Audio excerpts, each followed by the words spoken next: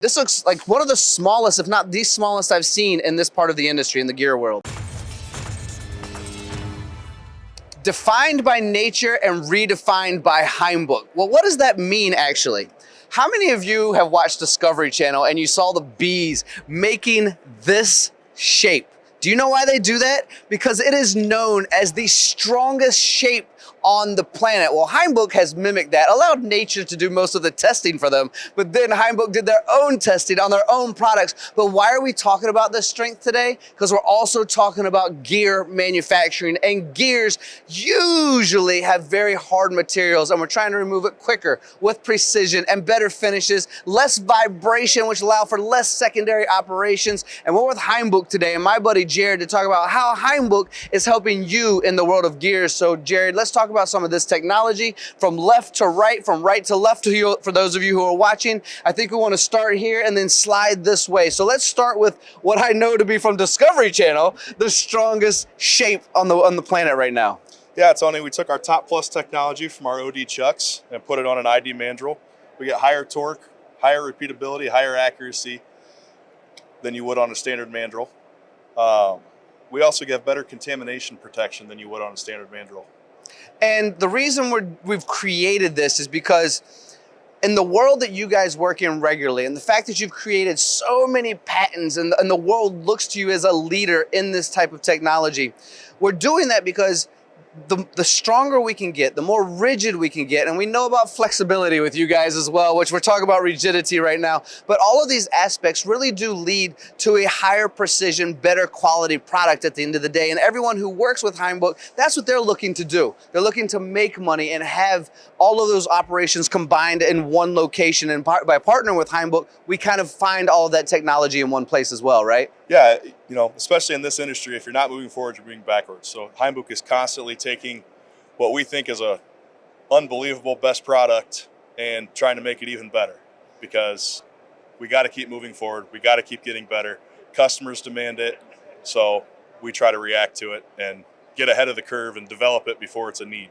Yeah, I like that you do that. And I heard a rumor. May I tell you a secret rumor that I heard? I heard a rumor that somebody was testing this chuck of yours and actually destroyed their spindle. We won't get out any names. We're not going into details. But I did hear that rumor. You don't have to deny or confirm. But let's go ahead and slide over to some of this technology.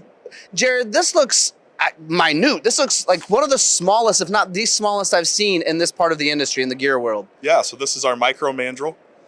We can hold down to a 5.5 millimeter ID with these. One cool thing about these is they actually are quick change. So if you're familiar with our Centrex ring, which is the secret to our repeatability, we can actually take these and quick change them in and out because they do not use a bushing. So these would be an individual piece, and that's how we would interchange them. So we're talking about this, and you bring this up purposely, and I like that you did that, is because to be able to interchange, okay, I'm doing it again, guys. I'm being Captain Obvious. Yes, I know. But the reason we're talking about this quick change is because the faster we can do that changeover, the more parts we can get out, the more money we're making. All of this is becoming second nature, becoming common sense, except the problem is that we're not all doing it with the best precision or the best quick change solutions. And you guys continue to innovate, and you're one of the, if not the only, that's working in that world of quick change through automated systems as well. Yeah, absolutely. I mean, time is money, especially in this industry again. You know, the quick change is the secret to success. And the less time you can spend doing changeover, the more time you spend cutting parts. I mean, it's a very simple concept. All right, Jared. Well, we do know that time is money, but I also see something that's a bit unique in the different heights of this area here. I don't want to do the Captain Obvious thing again. It's just too much. So I'm going to let you tell me why the different lengths. Yeah, so we have the two different versions here. The shorter version is for your traditional turning and milling operations. And then we have the longer version here, which is designed for grinding machines. So it gives you a little more clearance than the standard shorter version would. Well, I have to ask you, and I'm going to put you on the spot a little bit because you're the brains behind the magic of this camera.